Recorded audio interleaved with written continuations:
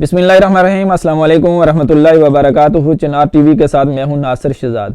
नाजरीन, आपने कई बार सुना होगा CPL, PCL, लेकिन आज हम आपके लिए लेकर आए हैं KPL। और आप भी हैरान होंगे ये KPL क्या है, हम बताते हैं। थोड़ा सा आपको इंतज़ार करना होगा। आप जहां पर हैरान है वहां पर आप खुश भी होंगे, और आज़ाद कश्मीर वाले तो कदरे ज़्यादा खुश होंगे, क्योंकि सबसे बड़ी खुशखबरी उनके लिए है, और बिलखुसूस उन लोगों के लिए कि जिनकी डिस्ट्रिक्ट में, जिनके ज़िले में ये KPL होने जा रहा है। और ये KPL क्या है? ये चौका और छक्का है, कश्मीर प्रीमियम लीग है।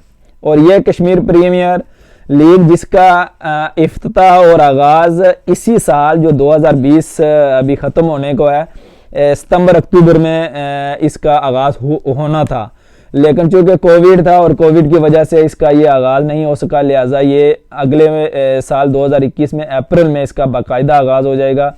ये टीमें खेलना शुरू कर देंगी। सबसे पहले हम इस पर मुबारकबाद भी पेश करते हैं उन जिम्मेदारान को, उन इदारों को जिन्होंने इसके लिए अंत तक मेहनत की, कोशिश की। अवाम में से जिन लोगों ने अपना हिस्सा डाला, चेयरमैन जो कश्मीर कमेटी है शहरियार अफरीदी हैं, उनका भी शुक्रिया अदा करते हैं। वज़ीर आज़म आज़ाद कश्मीर और सदर आज़ाद कश्मीर की अंत तक मेहनत है, उनको भी। और शाहिद अफरीदी जो इसके ब्रांड एम्बेसडर हैं, हम उनको खुश आमदीद कहते हैं अपने आज़ाद कश्मीर की रियासत में, और उम्मीद भी करते हैं कि ये एक बड़ी बेहतरीन प्रीमियर लीग होगी। इससे पहले भी आज़ाद कश्मीर से हमारे एक दोस्त जिनका नाम सलमान अरशाद है, वो भी पाकिस्तान के साथ कई पाकिस्तान की टीम में मैच खेल चुके हैं, ऑस्ट्रेलिया में भी खेल चुके हैं। इस तरह से अगर देखा जाए तो आज़ाद कश्मीर में ऐसे लोगों का फुकदान नहीं है कि जो एक बड़े प्लेयर हों। और इससे पहले कि मैं आपको उन टीमों की डिटेल बताऊं कि कौन कौन सी किस ज़िले से जो है ना वो टीमें सेलेक्ट की गई हैं, थोड़ी सी बात कर लेते हैं आज़ाद कश्मीर का जो इलाकाई स्ट्रक्चर है, उस वाले से हम आपको बात करते हैं। आज़ाद कश्मीर का जो इलाकाई स्ट्रक्चर है पूरा बिम्बर, मीरपुर से लेकर मुजफ्फराबाद और 8 मकाम तक, ये 3 डिवीजन पर मुश्तमिल है।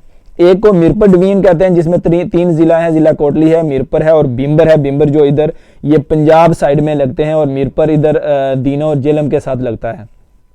कोटली चूंकि इस साइड पे आ जाता है और यहाँ से इसको पिंडी ज्यादा करीब पड़ जाता है।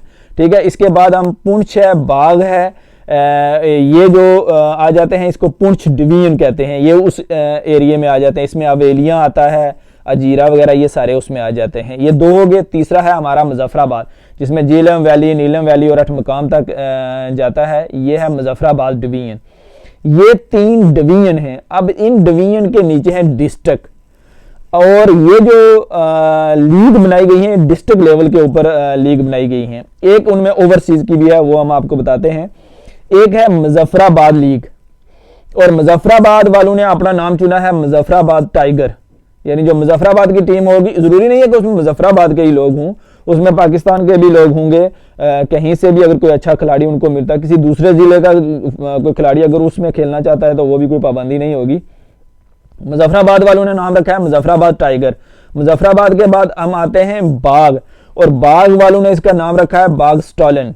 बाग स्टॉलन के हवाले से बाग में भी एक जो है ना वो वहां पर क्रिकेट का मैदान है, शायद उसी नाम की वजह से इन्होंने रखा है। फिर आगे हम रावलाकोट की तरफ आते हैं, तो रावलाकोट वालों ने इसका नाम रखा है रावलाकोट हॉक। ठीक है जी, ये हमारे हो जाते हैं 2 डिवीजन क्लियर हो जाते हैं। ठीक है, ये 3 टीमें हो गई हैं। चौथी टीम है कोटली की, और कोटली वालों ने इसका नाम रखा है कोटली पैंथर। अब ये मीरपुर डिवीजन है, तो अब मीरपुर डिवीजन में जो मीरपुर है उन्होंने अपना नाम मीरपुर वालों ने मीरपुर रॉयल रखा है। ये 5 टीमें हैं जो वहां पर है, मुजफ्फराबाद, बाग, रावलाकोट, कोटली और मीरपुर की। अब एक है ओवरसीज की, ओवरसीज वेरियस, ये एक टीम है ओवरसीज वेरियस की। अब ओवरसीज वेरियस में यकीनन जितने भी बैरून मुल्क में खिलाड़ी होंगे वो यकीनन उसमें उनको अपॉर्चुनिटी दी गई है कि वो इसमें खेलेंगे, और ये एक बड़ी अच्छी बात है। और यकीनन अब इसके बाद नीचे डिस्ट्रिक्ट लेवल पर भी इसकी बॉडीज बन जाएंगी। इससे हमारे पास जो आज़ाद कश्मीर के अंदर जो क्रिकेट के मैदान की सूरत हाल थी, हालांकि छोटे मोटे बेशुमार मौजूद हैं, लेकिन ये जो लीग है ये मुजफ्फराबाद में खेली जाएगी। मुजफ्फराबाद में एक ग्राउंड मौजूद है, वहां पर उन्होंने अभी फ्लड लाइट्स भी लगाना शुरू कर दी हैं, उसको अपडेट कर रहे हैं। वहाँ से ये आप लोग सेटेलाइट टीवी के ज़रिए भी, तो आजकल जदीद नेट भी मौजूद है, उसके ज़रिए भी वो दिखाएंगे और लाइव लोग भी इसको देख सकेंगे। इसके अलावा बाग में एक ग्राउंड मौजूद है, रावलाकोट में मौजूद है, कोटली में मौजूद है, मीरपुर में भी मौजूद है ग्राउंड। इसके अलावा छोटे मोटे ग्राउंड चढ़ोई के अंदर भी बेशुमार हैं और बेशुमार जो कॉलेज और यूनिवर्सिटियाँ हैं उनके अपने भी ग्राउंड, लेकिन लीग के लिए उन्होंने इसी को सेलेक्ट किया कि यही जो मुजफ्फराबाद वाला है यही इसी को रखेंगे। और जो ओवरसीज़ वेरियस की टीम है उसके शहरियार मलिक हैं जो उसके सीईओ हैं, और आरफ मलिक हैं। जो आरफ मलिक हैं वो उसके सदर हैं, जिन इन दो लोगों ने उसको चलाना है, उसको देखना है, हैंडल करना है, उसको चेक करना है कि कहाँ से लोग लेने हैं और किस किस मुल्क के लोग होंगे।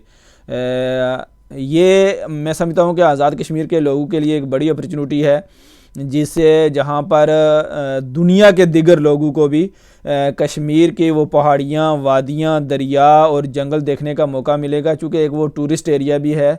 और वहीं पर जो इसका स्लोगन तय किया गया है वो है खेलो आज़ादी से।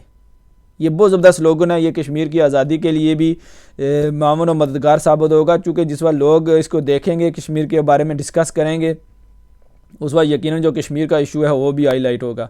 हम इसी उम्मीद के साथ कि ये एक बेहतरीन लीग होगी और जो उस पार के लोग हैं उनको भी इसका फ़ायदा होगा। जो वहाँ पर जुल्म और सितम हो रहा है उसको इंटरनेशनल लेवल पर इससे लोगों को उसके बारे में मालूमात मिलेगी और लोग उसके बारे में कुछ स्ट्रगल करेंगे।